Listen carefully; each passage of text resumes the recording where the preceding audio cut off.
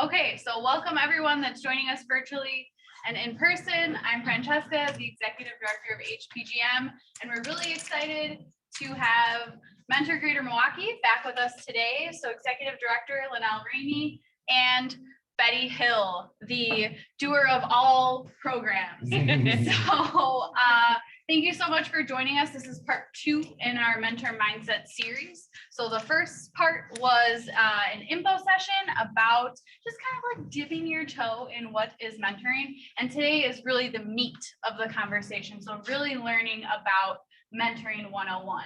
And then in January, during National Mentoring Month, we're going to be hosting either a virtual or a hybrid matching event. So hopefully you're energized and ready to be matched with a program. And with that, I will turn it over to Linnell to get us started. Thank you. Those online, can somebody just give me an amen or a check-in or something, just so I can feel like you're here with me? Just come off mute. Amen. Thank you, Omar. Amen. There we go. Thank you. Thank you. This is weird, y'all. This new life we live, right? So thanks for joining us today. Make sure I got my button working here, which is not working first. Let's see.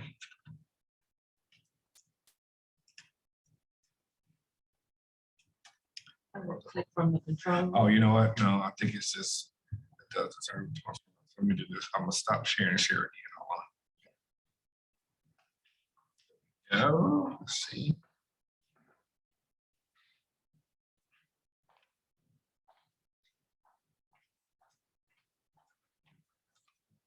This last time. I'm sorry, guys.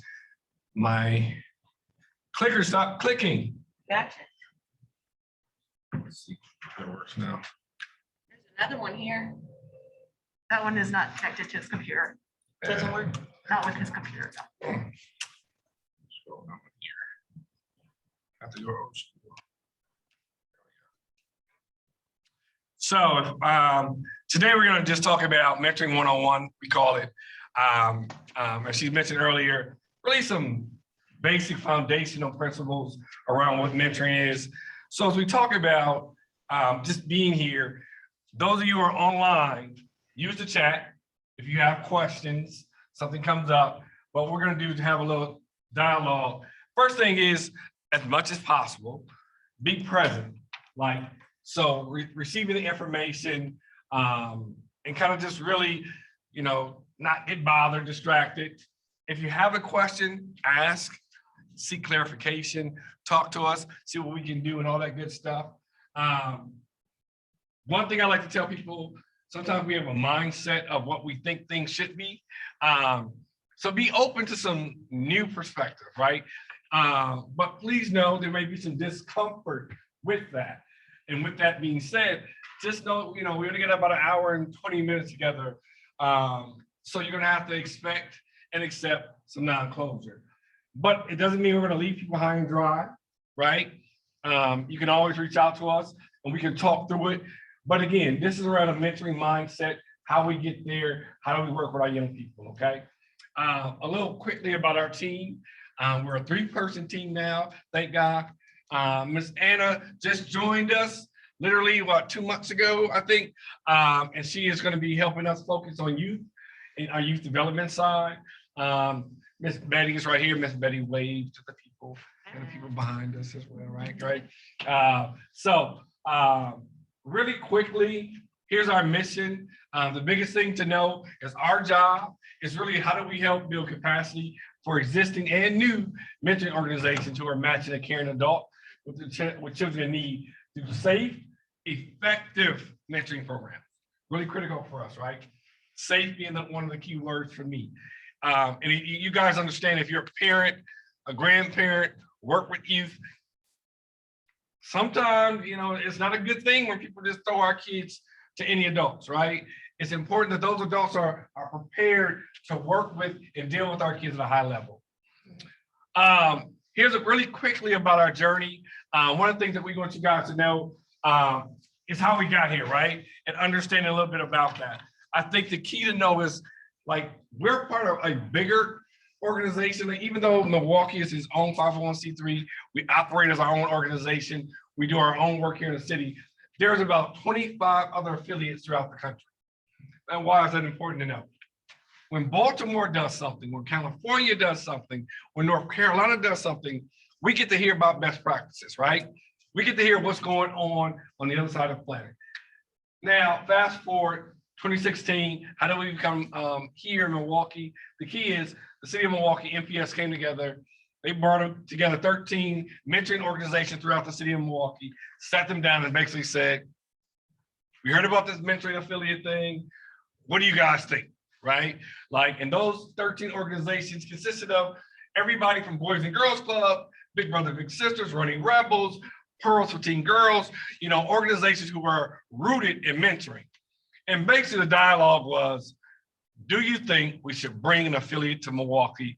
And overwhelmingly, they said that we know that there's some unmet demands for mentors, right? And so that's how we came to be. So fast forward 2017, MPS, City of Milwaukee, and the Milwaukee Bucks came together and said, you know what? Let's get this going. They became the founding funding partners and founding partners, and we were launched officially in 2019. So that's how we got where we were. It really was a collaborative effort. There really was dialogue from multiple entities. This wasn't somebody sitting in a room saying, hey, let's just do this without input, right? And so that's how we got to where we are today. Here's our priorities. Really quick, the first thing we do, we support programs by providing capacity building trainings, professional development, and one-on-one technical assistance. Now that's important because we make sure that evidence-based approaches are being brought to the forefront. When you think about mentorship, right, again, making sure there's a safe, caring adult assigned to a young person, we make sure that if it's an organization, whether they serve 10,000 kids a month or if they serve 10, they should all have the same type of training, right? They should all have the same type of evidence-based approaches to mentoring. The other thing we do is we engage in a wide variety of public and private stakeholders to increase not only the number of volunteers, right, but also resources, right? So when you think about mentoring programs, i.e. Big Brothers Big Sisters or Pearls for Teen Girls, we want to make sure everybody has a home to mentor. We want to make sure you find a niche that works for you, right? So the key, I like Mama Webb, right? If you wanted to say, I love to do gardening, and you say, so I love to mentor a young person in the garden. Our job is to make sure that we find that for you, right? Because we don't want mentors to come into the game really like, I don't know if I like this or like that. It's just like saying, all right, Linnell, go coach, what sport don't I like? Cricket, right? And then get told, well, that's the only way you can coach if you want to be a coach. What am I going to do? If you gave me cricket and I hate cricket, chances are I'm not going to do it, right? So we have to make sure mentors are in the right space for them. Also on the resources side, when you start thinking about dollars needed for mentoring programs, where are there different ways dollars can come in or resources, right? Very important to sustain mentoring programs. The other thing is data, collecting data. Most people understand how important data is, but when you think about mentoring, what's so important, crucial for mentoring is it helps us determine where we need to add trainings, where there are more mentors needed, where the young people saying they're struggling the most. Betty and I were able to, this earlier in the year, do training around professional development, in particular in the workforce. So when you think about young people who get their first job, in the chat, if you can tell me how many of you all remember your first job as a young person. In the chat, just give me a yes if you do. Thank you, got Allison. Thanks, Susan, of course, right? Now, if you remember being on that first job, how many of you remember that supervisor never, in some cases, I shouldn't say never, in a lot of cases, just like do the job, right? Go pick up this, go do that. There was not always a lot of mentoring relationships happening on the job with that first job. Well, we see data now that says young people need mentors everywhere they go. on the job, in school, in the community shows us. Oh, there we go, good. Data Health shows us where we need to identify the gaps so we can make sure we're offering the proper training. And then finally, how do we expand public and private support and investments in mentoring through public awareness and advocacy efforts, right? Me and Betty always say, everyone can be a mentor as long as they're trained appropriately, as long as they're ready to come and really be involved. But the best way for us to get that message out is doing advocacy and talking about it on a regular basis. So I'm gonna pause and let Betty talk a little bit about what she does, and in particular, this recruitment tool that we use for Think Like. Thank you. Yeah. So hi, everybody. Such a pleasure to be and to have this opportunity again. And I'm gonna try to work the room the best I can because this is definitely not my lane. But so the Mentoring Connector is another recruitment tool for us. It's a national database, and it's the only one of its kind. So when Linnell and I and Anna are out at tabling at the Bucks games, or the summer we was at Summerfest, we use the Mentoring Connector as another way to be a face for our mentor programs. Right now we have about 99, I want to say 100, but we have 99 programs that are registered within the Mentoring Connector. And those 90 of the 99, there's about 57 that are in the greater Milwaukee area. And those are the programs that we have kind of closer relationships to. But I do tell Linnell sometimes, like our Brown County and Dane County out in Madison, they kind of pull at us a bit more, which is great. And we get to offer the resources that we have here in Metro Greater Milwaukee. And so how the Mentoring Connector work is, if you all who are now considering becoming mentors, you go within the Mentor Connector, you enter your demographic information, and because there are 99 programs, they may not be in your region, but when you enter your demographic information, there may be a mentor program that best suits, muffled. How about now? But there may be a mentor program that best suits you, that's about 10 miles within a 10-mile radius. And you may be interested in maybe mentoring with youth who are between the ages of, let's say, 18 to 24. Well, all in Milwaukee may be up your alley. They work with first-generation college students. So it's a tool that's pretty well-rounded. It makes sure our mentor programs are connected to mentors and families are connected to mentor programs. And if there is some way in between, something is left lacking, Anna or myself, you'll make that connection and make sure no one is fall through the cracks. So it's a great tool.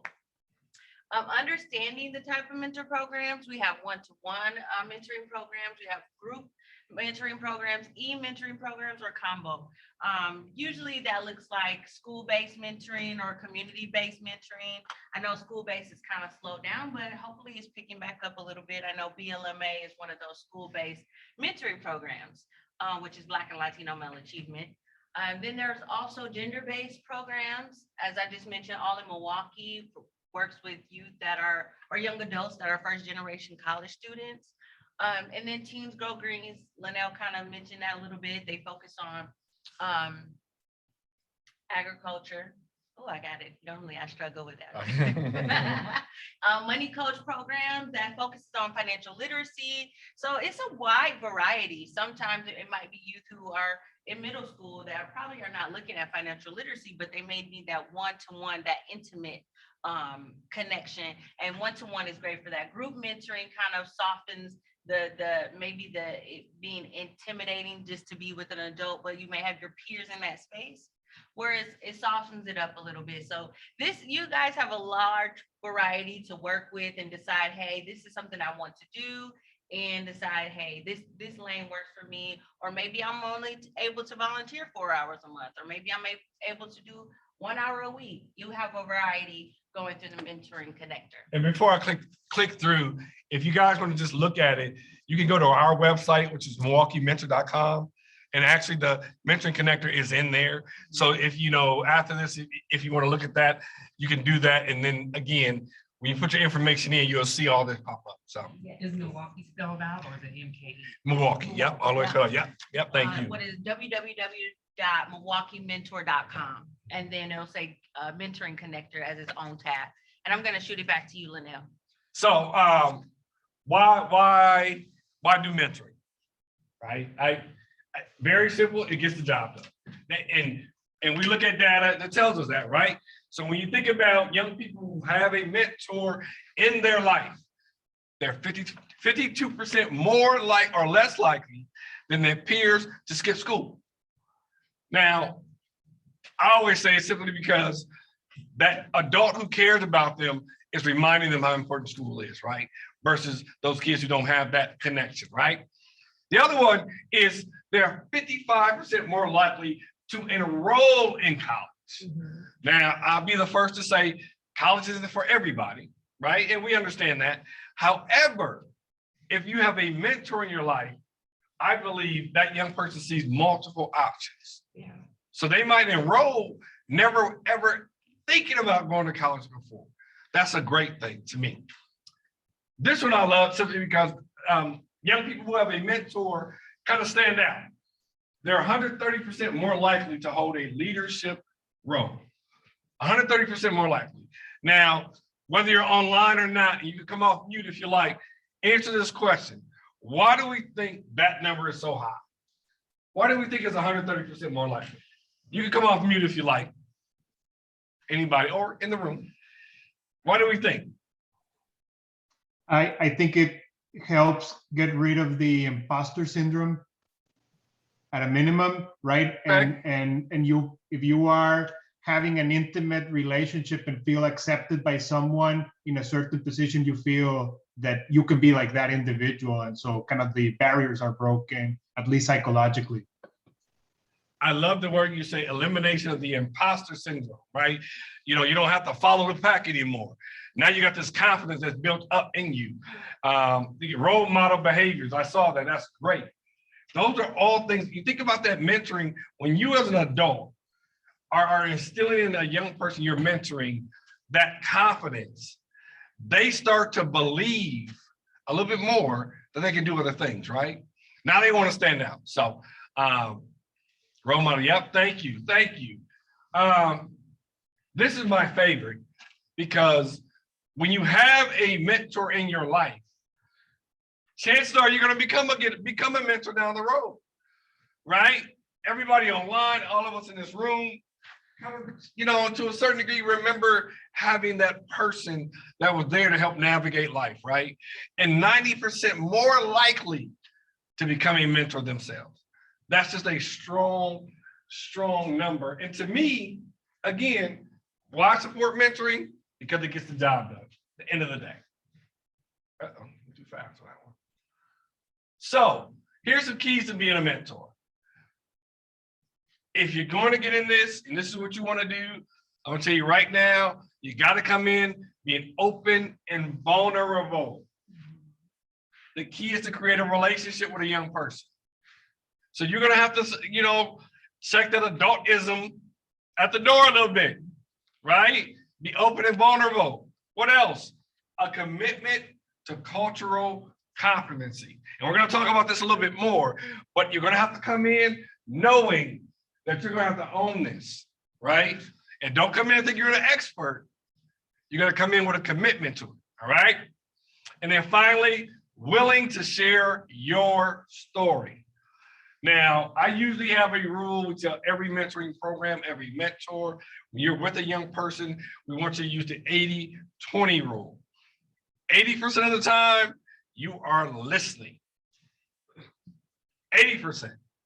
Now, that's tough for us adults, because when it becomes story time, and we want to tell our story, we want to give the whole, what's that, Spielberg, what's the name of the director, right? We want to get the length of it, right? We want to give it all. No, you got to learn how to use it. But you have to be willing to share that story. Both the good, the bad. You can't talk about being the executive now or the graduate now. You got to come talk about the whole journey, okay? Very key to being a mentor, all right? I'm going to pause and ask this question. Did you have a mentor in your life growing up? And that is defined as someone outside of your family. I was gonna ask that question. Okay, I was gonna make a statement about that. Years ago. Years. We didn't have this option. We didn't have these opportunities that they're giving now. This is why I do it, because I didn't have one. I had my parents, Yep. my aunties and sisters and stuff like that, but I didn't have one. So that's why it took me a while to determine what I wanted to do when I grew up. I didn't know what to do. I mean, my mother would go to school to be a nurse. Right. Well, okay, I don't have any nurses coming at me trying to teach me what I need to learn or whatever. So, you know, we didn't have that. And that's such a great point that, and many of us, you know, and online, if you get an amen, to Mama Well, who said it best, right? Like, we grew up in the mindset that it was your family circle, you listen to that, and hey, In the Boys and Girls Club. Clubs and Girl Scouts. Okay, those were it. Boys and Girls Clubs, Girl Scouts, Cub Scouts. This is a large rising branch. Now you got the Secure Future with the financial literacy, you got the basketball, you got all of that stuff. yes. We had it. And I think that's where, and I think I see another no, Omar, in the workplace. We're gonna come to that one. Thank you. Vanessa, as an adult, I didn't have a mentor from a mentorship program, but I think I have people in my life that looked out for me. That's great, at least Alice, because actually you're hitting on something that I really want to hit on, because the part of this title of this thing today is called Mentoring Mindset. You don't have to be in a formal program per se to be a mentor. Yeah. Now, one of the keys though is consistency, right? Right. But if you have the right mindset, you will see a young person in a McDonald's or at the grocery store. And it's how you interact with them there that can have a mentoring mindset. Because a lot of times kids don't hear adults say simple things like, "How you doing today?" They always want to hear, "How was school?" Like sometimes they want to ask, "How you doing today?" You know, and smile at them. Now, some of you already answered this one. Did you have a mentor in your professional life? So you think about your journey in your career. Many of us are 22, 24, graduate college, whatever, and then instantly we have somebody that help pushes us in the career. So online, how many of you all had a mentor in your professional life? Yes. All right. Probably yes. Yeah. No. Okay. And I asked this one question because a lot of times we valued mentor relationships as an adult. Yeah. But we forgot. We value it so much because we know it's going to help get us on the right path. Yeah. If we were doing this for kids, if we were doing mentoring like this for youth on a regular basis, think about how much they would feel better. You didn't have one that looked like me. That's also important, but that's absolutely right. I do think we have to have, I think there needs to be a balance. I think we need to be able to see individuals like ourselves who are reconfirming our identity and helping us build an identity and helping us not only look at ourselves in the mirror and thinking we have to change who we are, but I think we can also have others, right? Because it also bridges the gaps in culture that we're seeing, I think, a lot of times right now, right? Yeah. So thank you so much for that, all right? I'm gonna show a quick video. Hopefully you can hear it. I'll make sure you can hear it.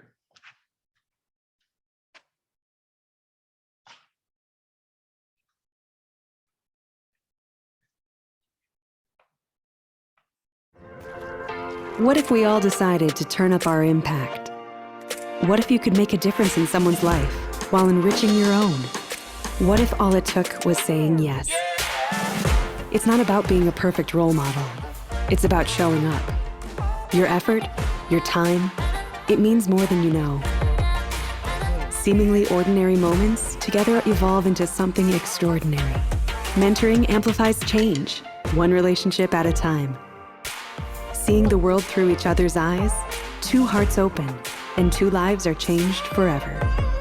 Join the mentoring movement.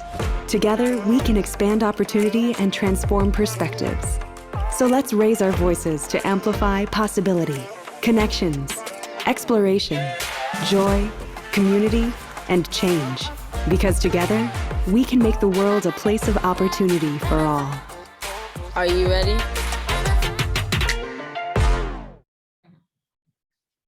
What did you all hear as far as some keywords in there? In that commercial, what are some keywords you may have heard? And you come off mute if you're online.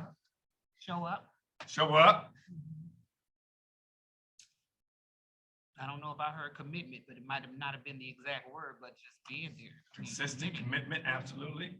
Amplified. Amplify. How about the word together? Two hearts. When you're a mentor, and we're going to hit on that a little bit, it's really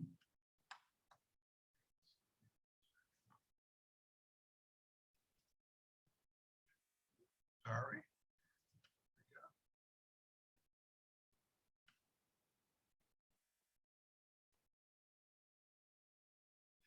And the reason I brought those up because we're going to talk about when you saw that video, those key things around both the young person and the adult getting something out of it, right? I'm gonna challenge each of you right now. If you're going to be a mentor, this isn't about you saving somebody. This isn't about you coming in and trying to lift some young person out of their situation and just fly them to this great mythical land. This is about you saying, I'm here for you. And in return, I'm going to learn from you. Okay. So when you hear the word mentor, what does that mean to you? Come off mute if you want to. What does that mean to you? One word that describes that. Example. Example. Love that. I love that. First time I heard example. Yeah. That is great. I love that. Example. Other words. Fiduciary. Oh, say that one again. Jesus. Like a fiduciary, you have a duty for that person. You take it, you have an additional responsibility like a director to a shareholder. Never had that word. You must be a finance guy. You manage a lot of money over there or something. Okay. Right. That's a great one. Hearing. Hearing and concern. Caring and concern. Yeah. Yes. Yes. Lucia, come on. Yeah, so when we look at the Latino or the Black communities, when I think about mentorship, that's something that we have done in our communities. What my aunt has done, what my neighbor has done, unrequested advice at times. What my sisterhood does that all the time. They put me in my place because they do it out of love. So for me, it means that from a place of love, you give something to that person so they can grow. I love that. And you might have, you did this before with me, right? Are you cheating? No, you're using my words against me. I think you're cheating a little bit. No, that's great. No, that is great. So here's what mentors define as, right? An experienced and trusted advisor. That's the most simplistic definition there is, right? But if you dig a little deeper, right, it also talks about a mentor is someone who helps you with career, right? Or just general life advice. And Lucia, you said it best. Out of the goodness of his or her heart. Like, I'm not doing this for no other reason because it's in me to do this. I am responsible and I care about you. That's why I want to do this. I'm not doing this. And I'll say this now. There are mentor programs who pay mentors, and that is a great thing. So I'm not talking about jobs that allow people to do this. I'm just saying that person is getting paid to do something they love to do. Right? So understand that. A win-win. Huh? A win-win. A win-win. Thank you. Thank you. So mentoring, right?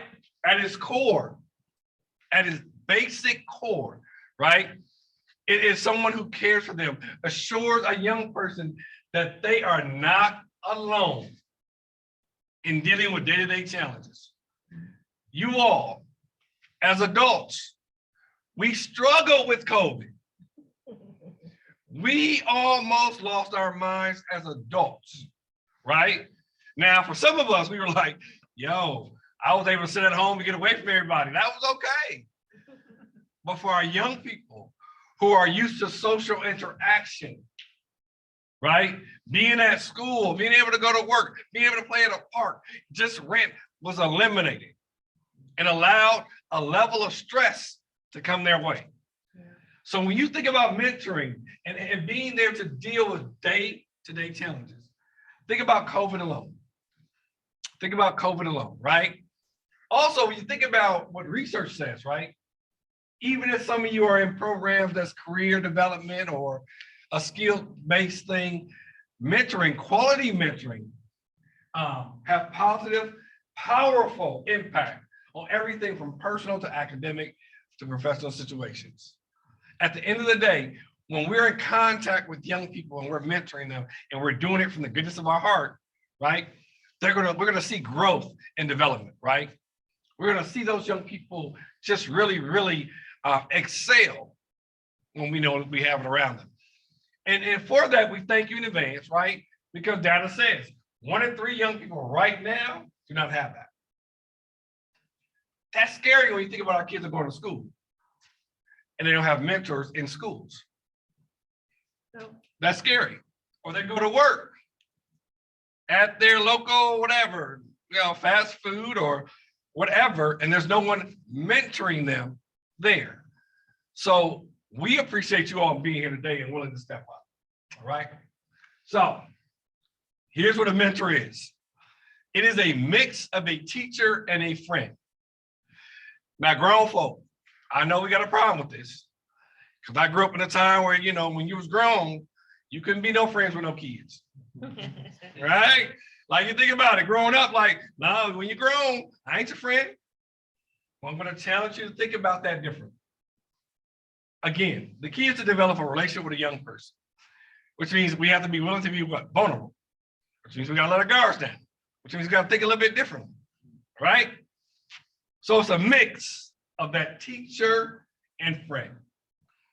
It's also a way to create and channels a passage of information, advice, support. Now here's the key.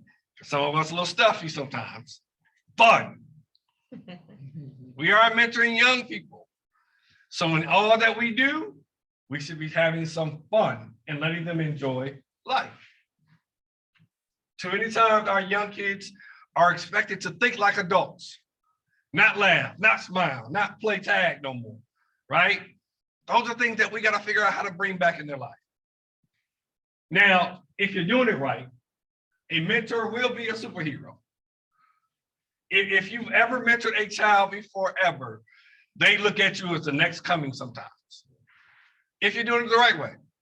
And that's what you want, because that means everything you're doing, that example is being shown, okay? Yeah. And then if you're also doing it right, it's gonna have a positive effect on you as a mentor, right? As well as them, right? And I always like to say, when you take it that further, now you can start getting them to see their future, right? Because if you have the right relationship, you're trusting, you developed it, now we can create career-related options, right? That allow them to establish academic goals. One of the toughest things I learned, and if I didn't share this earlier, I've actually been in youth development 28 years, I think it is now. And a lot of times we go after kids and just start talking about academics. Like, you got to get A's and B's. You got to do this. You got to do that. And they looking at you like, I don't even like school. Why do you keep talking about 4.0s and 3.0s and perfect attendance awards when I hate coming? But if you make the right choices and make the relationship, it helps you create now academic goals that help to create career goals. Like now, if they had a relationship, they could have told you more about a nursing. They could be like, let me tell you more about it. Let me do this. Versus just coming right at you. So understanding that, And relationship is a key word, building that relationship. You gotta build a relationship. with students. Yes, Yeah. yes. Because they don't want to hear a mother or father coming in there diving at them, because you have a lot of children who don't even have parents that are in their lives like that. And you come in, you ain't my mama, you ain't my. You ain't my daddy. That That is not what I'm here for. I'm just trying to help you develop. So you really have to be careful how you know, again, come at the children. That vulnerability and building that trust in that relationship is very, very, very important. You hit one of the key things. What a mentor is not, right? Watch my first one. Yeah. You're not. You listen, let's transparency. This is both good and bad, right? When you're mentoring a young person, my role is not to take over the daddy role. However, when a young person has parents in their lives, my job may be to help reconfirm what the parents have been saying, Yeah. but not as the parent. All right. Now it's just about saying, hey, my mom and daddy been saying that for 20 years or 10 years or 15 years now, right? You are not a know-it-all. I know some of us think we know everything in the world. But let me tell you, one of the most critical things about mentorship is how do we teach our young people how to build a network? Yeah. The best way to do that is by sharing your network that you have. But if you're a know-it-all that's gonna do everything for them, they ain't gonna have but you in their life. And what happens when you move on from them? They ain't gonna know what to do, right? Now, some of us come from a line of, do as I say, right? Do it because I said so. But you are not their parole officer or their disciplinarian. Now, let me be clear. I'm not saying when you're meeting with your mentee and they do something wrong, we're not supposed to tell them that ain't right. That's wrong. You out of pocket. I'm not saying don't be real with them. What I'm saying is every time you see them, it shouldn't be, why you do that? Your mama said, your daddy said, your teacher said, like, nah, ease up off that. Or you're gonna break that relationship you spent a lot of time trying to build. Right. Okay. I always say this, the babysitter. Now, just so you understand what that means, if every time you pick up your mentee, you feel like you're just giving somebody else some time, a break. If you feel like that, and then you're not doing your job. You're not the one that picks up the kids like, all right, let me get a mom 2 hours. Let me get a daddy 2 hours. Let me get a caseworker. No, that's not our role. And the same thing is, I am not their social worker and counselor. Now, that sounds a little funny, right? Because many a times, and we're going to talk about this more, we're going to have a conversation with young people. We have a tendency to do what? Want to fix their problem. Yeah. Because, oh, you're a young person. You don't know how to do that. Let me fix it for you. No, my job is to help them do what? Critically think and process. I'm not saying don't give them advice. I'm not saying don't share, but your overall job is not just to be a school worker / social worker / counselor. And this is my favorite. You're not Santa Claus. These young kids will hustle you. Listen, especially with Cash App and what's the other one? Zelle, PayPal. Listen, y'all found that right one. They call you every day. Be like, hey, you help me with lunch today? Hey, I want to go get some hot Takis. What they call? What they Takis? Yeah. Can you send? Like, listen. Now, I'm not saying Christmas time. I'm not saying you won't take them to lunch. I'm just saying it's a balance. Yeah. They shouldn't be calling you every other day. And here's the deal. I don't want you to do that every other day, even if you're in position to do that. Yeah. Even if your young person comes from a background where they don't get a chance to do these things and you want to give them other things, have them earn it then. Right. Like, hey, listen. My grandmother, my mother, my uncle needs help shoveling snow. I tell you what, I give you $30 to go over there and help. That's different, okay? So let's talk about relationships, right? I love this definition because it's real simple. It's basically the way in which at least minimum two things are connected or people are connected, right? So that's a relationship, very simple. Not much to it. Keyword being what? Two. Can't have a relationship by yourself. A mentor-mentee relationship is not one, the youth. It's both of you together. Now, throw friendship in there. It is a relationship of mutual affection. Now, this is important. I want y'all to listen to me online. This is so important. If they don't think you their friend, you not their friend. Friendship is mutual. That young person needs to feel the affection the way you do. You can't be running around talking about Betty, my mentee. That's my little friend. I love her. But then every time Betty say your name, she be like, they make me see that lady all the time. I don't even like her. That it happens. It happens. So it is a, thank you, Jesus. No problem. But it is a relationship of mutual Thanks, affection. folks. Take care. Thank you. So, just shoot me, tag you in. I'm telling this one. This is you. I got you. think I'm I'm keeping going. Keep going. So with that being said, you have this relationship, you're working on this friendship, you're trying to have this mutual affection. How do we do that? You have to understand the newness of that relationship first and foremost. Okay? First things first, when you think about it, on the thing is learning the youth personality is critical to become an effective mentor. What do I mean by that? Don't assume anything about your young person. Don't assume just based on some bias you have in your mind or what you think this young person is like. If they are 6'6", young boy, don't assume he loves sports.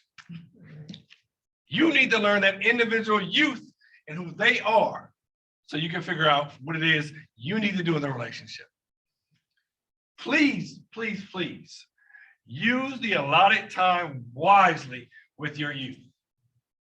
If your job, if you know you got them for an hour and a half, an hour, if it's a group mentoring program, and you know you're there only for an hour and 15 minutes, use that time wisely. Figure out words or conversation starters, whatever it might be that you need, use what you got, all right? Adults, or as my you know, they used to say back in the day, grown folk, you have to be patient. This is new for young people. The thought about mentoring and having an adult who's going to be a mix of a teacher and a friend, that can be a very new concept. So understand you need to be patient. And with that being said, adults, grown folk, you got to be the icebreaker.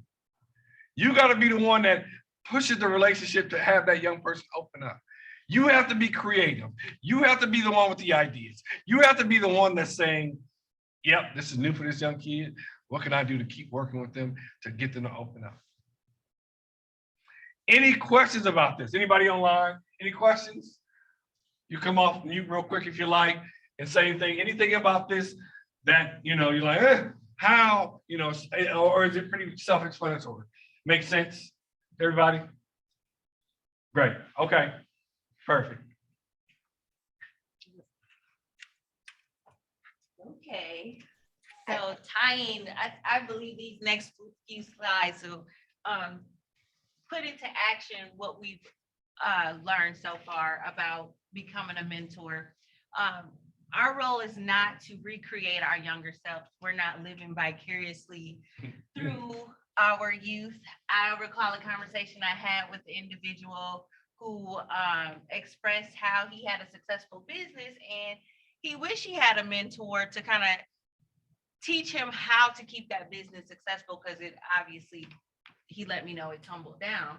And he went on to say, if he was to become a mentor, how he would basically teach this young person everything he did not know, which his intentions are good, but it would almost be him recreating himself and the things that he thought he had error in. But like Linnell said, that 80-20 rule, if we're listening, we're helping our young person navigate through life. You can click to the next one. And that goes into being a guide on the side. You're journeying this life with this individual. Like Linnell said, we're helping young people and young adults, especially those adults who are first generation college students that we learned about with all in Milwaukee. This is new to them. They don't have, like you said, that person saying, oh, go be a nurse, but I don't have those tools, but they're now have someone who is in their career, being a guide on the side and connecting them to different networks or their networks so that they can finish strong. I just think about when I was navigating through nursing school, and I'm just like, you know what, this is not for me after I became a CNA, but I just knew, I mean, it's security. But after I learned, like, this is not for me, and I actually had a nurse who was helping me go through the ropes, and I decided, like, I knew I wanted to help someone. I just didn't know what capacity. And I got to learn that, okay, nursing was not for me.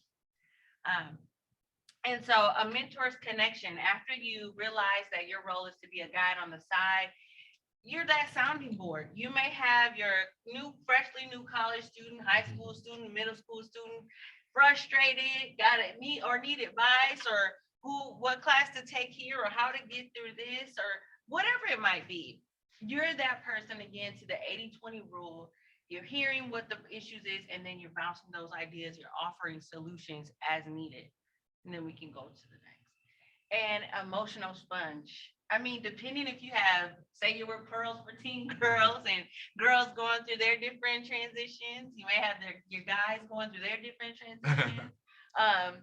Having the right mentor is important in these spaces. They want to vent. And like you said too, that building that trust, that foundation, creating a safe space, you reap the benefits of being the emotional sponge because you created a safe space. They may be in a home. I used to be a case manager where there was multiple kids in the home, and mom and dad, and sometimes a single parent home, don't always have the attention to give to all their children because they work a lot.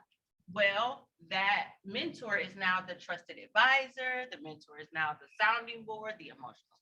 All of these things you get to reap and inherit because you have made this decision, like Lucia said, to show love unconditionally. But it's very rewarding because you'll see the outcome later after you've built this connection. So after hearing Linnell kind of dig deep, he had a bulk of this kind of digging deep and expressing to you all what the role of a mentor looks like and kind of bridging this all together. What are some of those fears? Are there any fears that kind of occurred for you all after hearing this? It may be new. Some of these things may be new. Maybe you're the one who usually are the Santa Claus you like to give, or maybe you're the one who knows that this family has so many kids and your mentee doesn't have so much time alone. So you're like, let me go give mom and dad 2-hour break. So you're the babysitter. What are some of those fears that you all may have? If you have any, maybe it's not a fear, maybe it's a concern. You come off mute if you're online, but just share those fears. Anyone have any fears? One would be staying committed. Staying committed. Because,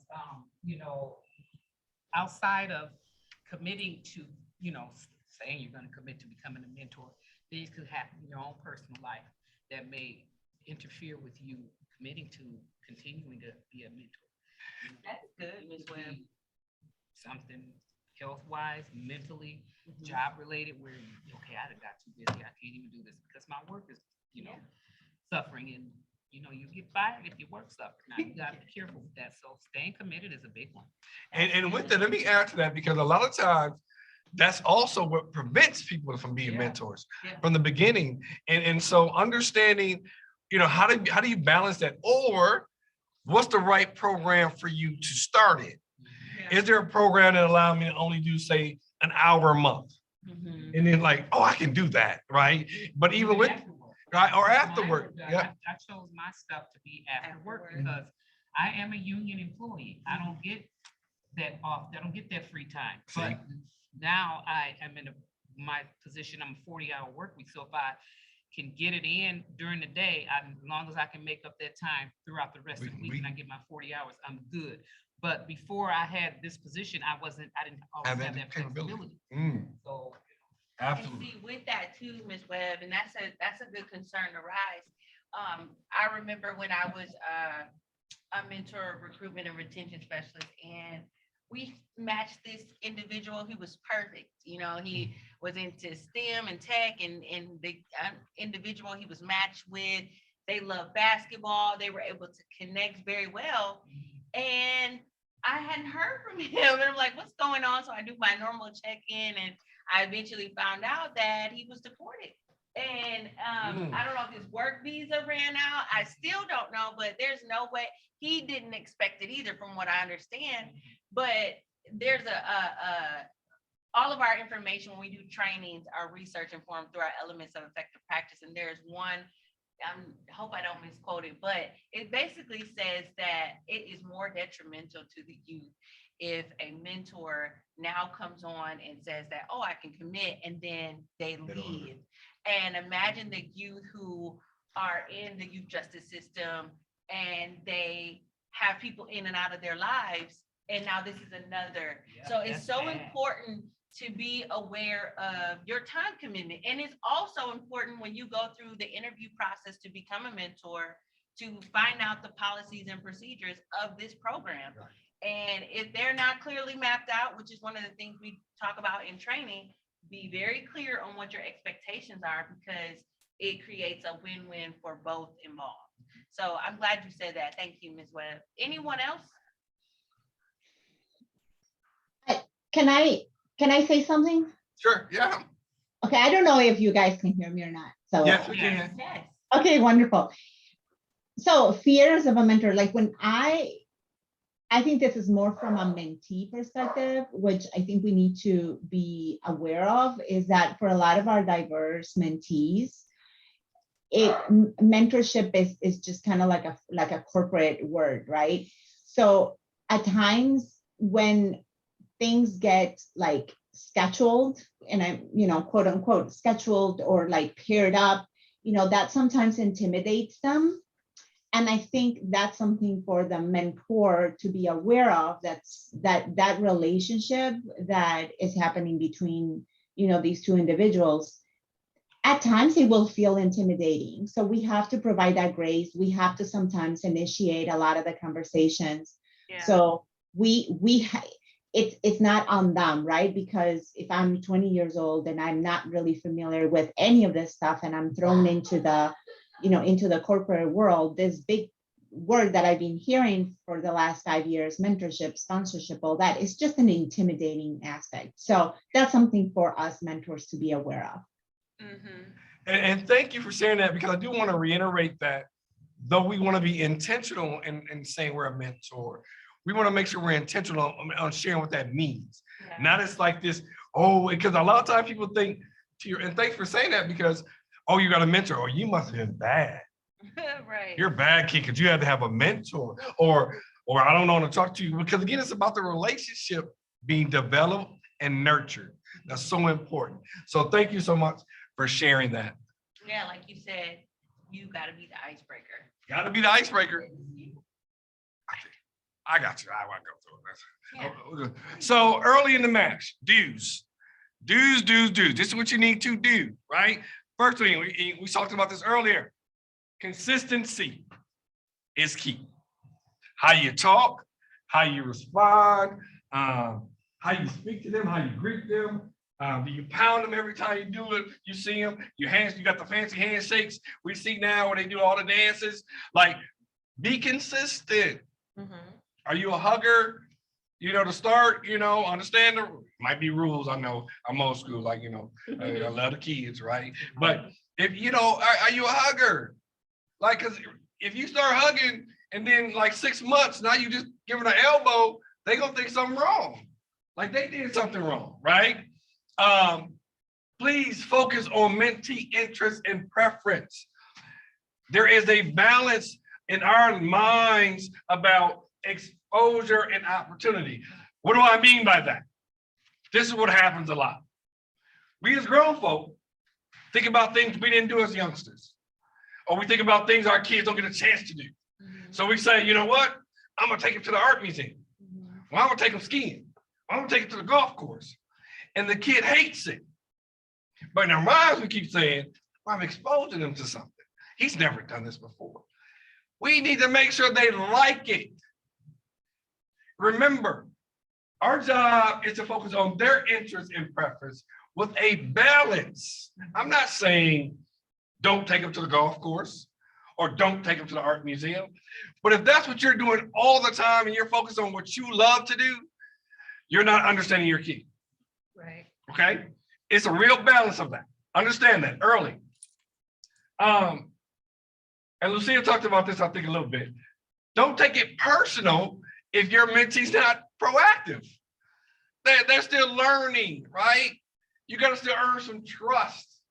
So continue to stay focused on you being the icebreaker, you giving them things that make them want to open up, right? Right. Don't get offended. Don't give it 3 weeks and be like, all right, Linnell tripping, he ain't talking. I need a new mentee. It might just be you. You might be dry, your jokes might be bad, you know, your haircut is really off. Like it could be you. So relax, right? Don't take it personal. Please be supportive, not directive, and not prescriptive. All right, be supportive. Don't always give marching orders. Don't always be like, you got to do it this way. You got to do that. Like, no. Right. Be supportive. Critical thinking is a learned behavior. Young people learn that when they have the right supports in place. Right. When a young person has the right supports, they're able to process good, bad, or how to do better. They're able to do that without being always chastised. Okay? Lucia, you gonna say something? I saw you come off mute. Yeah? No? Okay. Here, so important.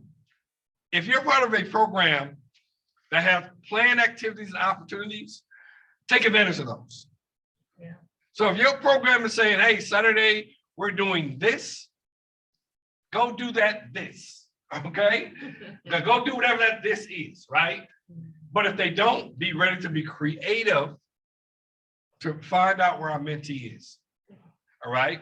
If you know they love art, take them to something that has, say, music and art, ice cream and art, or something that's creative.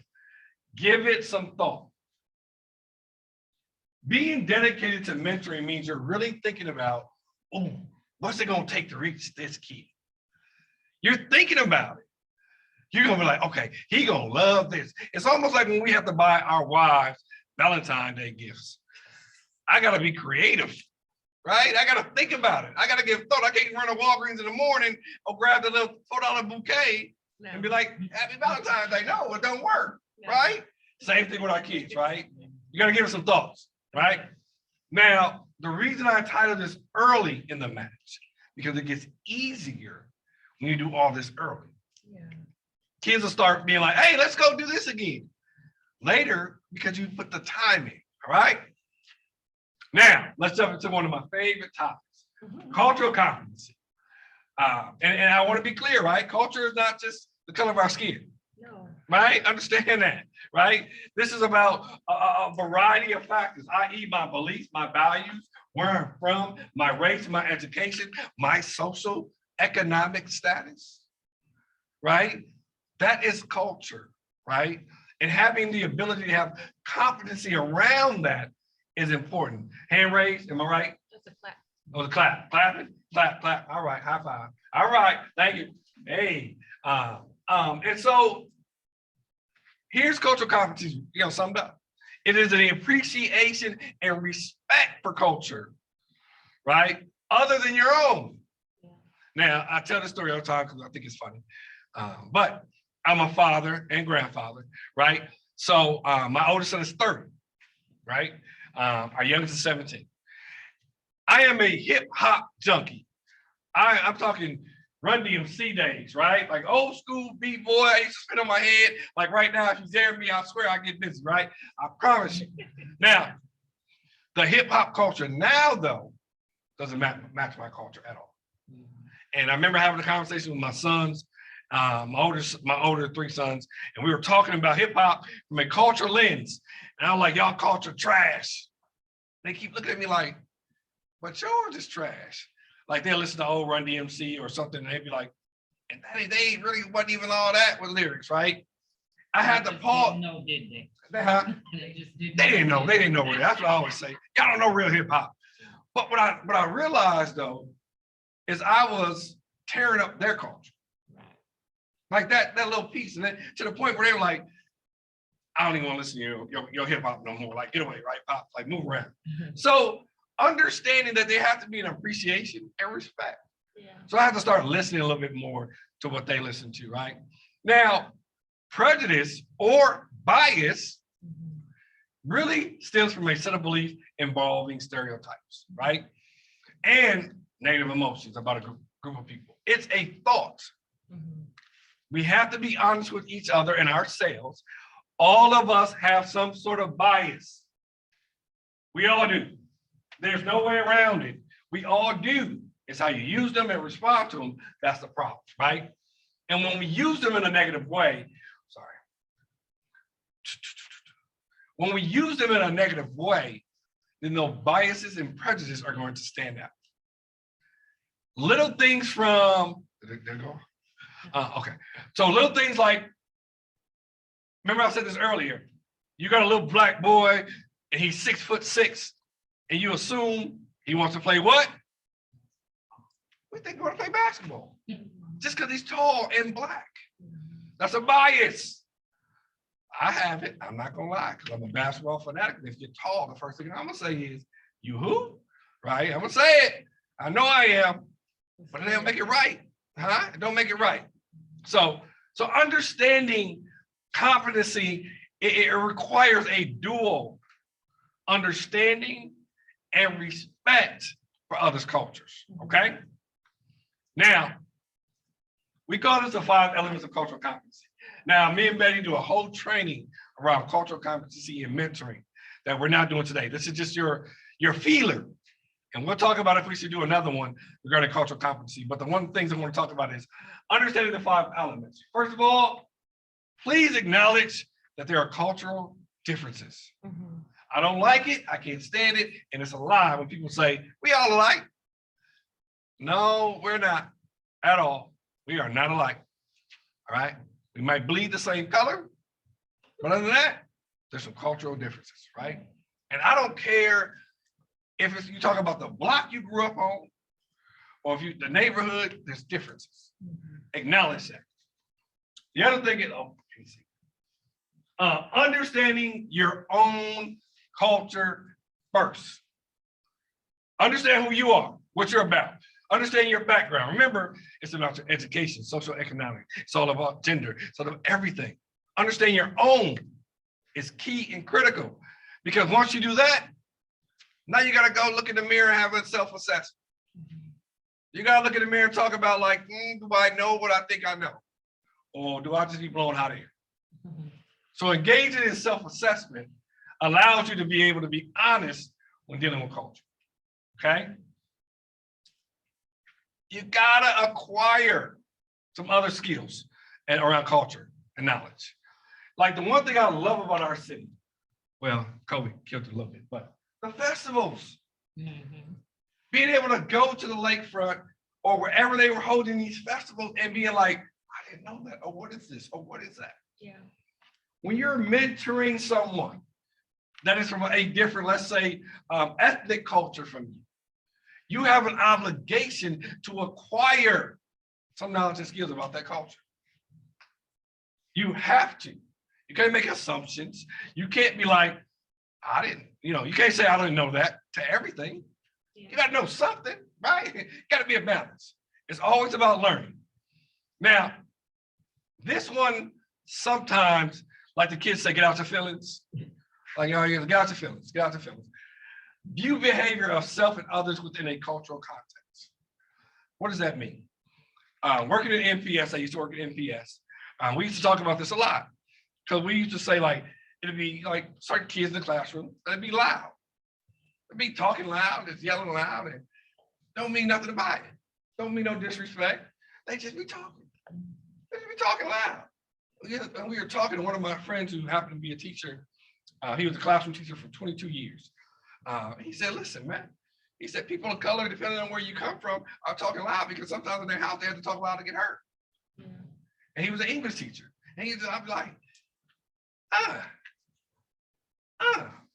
Instead of always love language, absolutely, right? Especially in my house, because my wife be yelling all the time. But don't tell her I told you. If y'all telling me, I swear to God.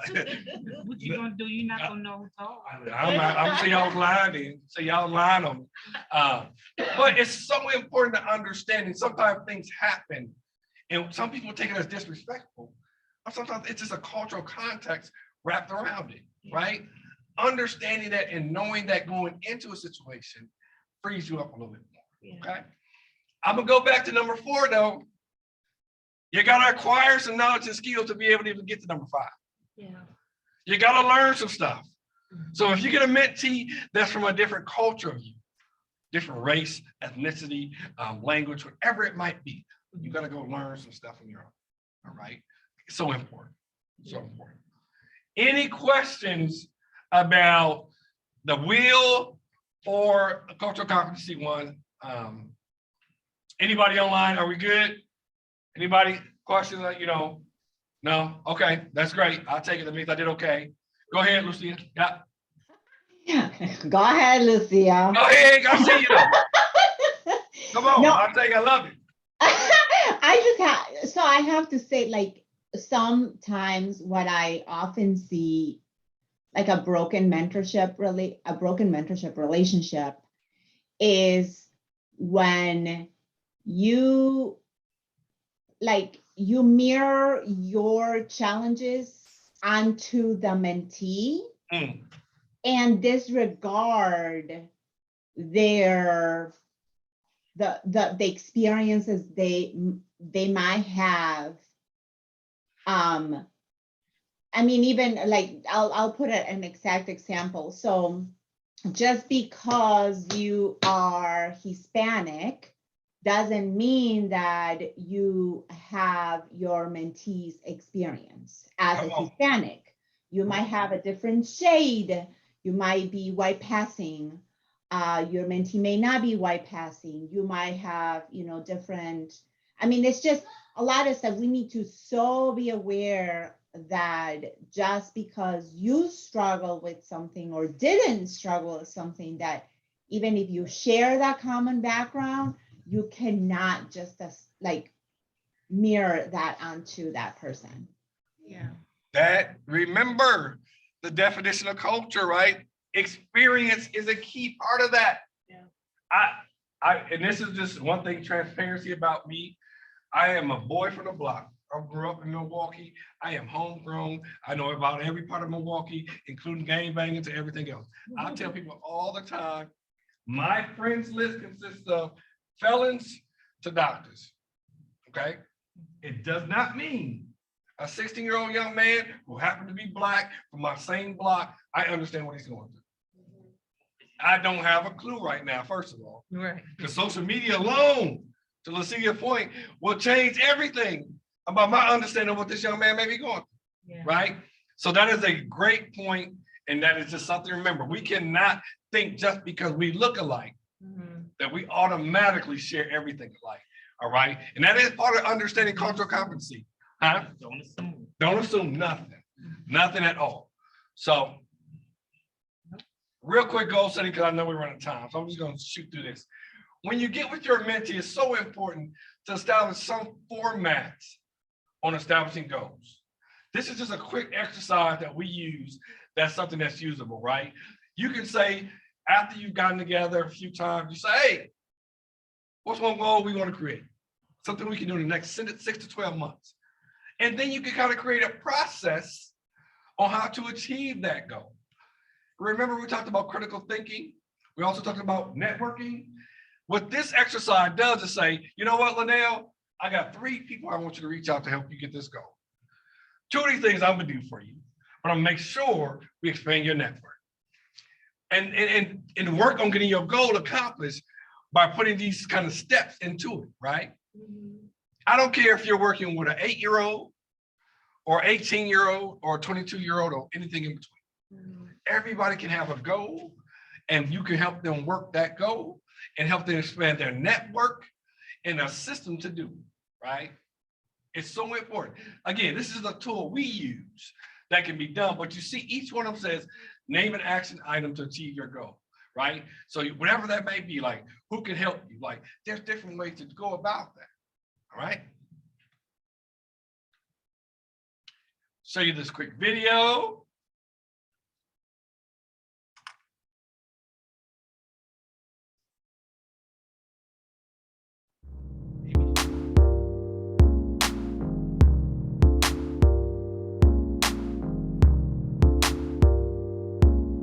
My name is Latrell Johnson. I attend Washington High School. I'm involved in the BLMA, it stands for Black and Latino Male Achievement. Before this program, I wasn't really focused on school. I didn't really care about it as much. But now since they opened some other doors and I seen the opportunities I can get, I want to do better in school. I was a little quiet kid at first. I ain't like to be a leader, but they expect more out of me, so I stand up and be the person that I really am, a leader. Now, I ain't gonna lie, I showed that because that's my mentee. That was his freshman year in high school. He's now 2 years removed from high school, and we still meet and talk. And he's right, like, once we got the relationship there, I gave my expectation of who I saw in him, right? But it became natural. It wasn't like I had to say, Latrell, you always like, oh, that's what you mean by that. Or when we talked about this, I got it. So he began to do things on his own. And for me, the great thing about that video when he talked about it was, he said something about, remember we talked about the data points earlier? He's like, I didn't really like school. Yeah, but now I'm starting to like it, right? A little bit. So not enough. I love him, but it wasn't enough. So, but another thing. So Be a leader. he's a leader though. I will say Latrell will talk out. So really quickly, as a mentor, I want you to understand these quick points, like take them in, because I think this also helps you become a better mentor. Number one, whatever age your mentee is, I want you to think about yourself when you were that age. If you got a 10-year-old, remember that 10-year-old you. 22-year-old, remember the 22-year-old you. All right. Other things. Are there any personal biases or tendencies that you have that can make things more difficult? Remember, everybody got biases. We talked about that. What are they? Acknowledge them and then start to eliminate, right? Work towards that. And then finally, remind yourself of your 4 best qualities, right? On why you will be a great mentor. You can't help somebody become a leader if you always see yourself at the back of the pack. So you're being a mentor because you feel like you have something, right? What are those 4? I didn't say 1 intentionally.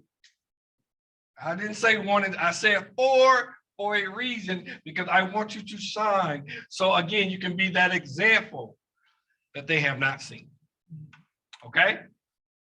With that being said, remember this little thing here. Respect the process, not the product. Don't get caught up in saying, hey, I'm a mentor, I'm a mentor. Respect the process it takes to develop that mentoring relationship, right? Because all relationships take time. They do. And respect and understanding. Okay? With that being said, I'm going to pull up our information online. First, any questions? Anybody online with questions at all? In the room? Questions? Here's our email and our phone numbers. If you don't, please follow us for information about on social media. That's how you can get to us. We'll take some time. Me and Betty are here as advocates for mentoring. This is what we do. So if you have any questions, call, email, we're here to serve. So with that, I'll stop sharing. I'll still pause and take any questions from anybody at all. Questions, questions, questions. Anybody in the room? Anybody I have a question. online?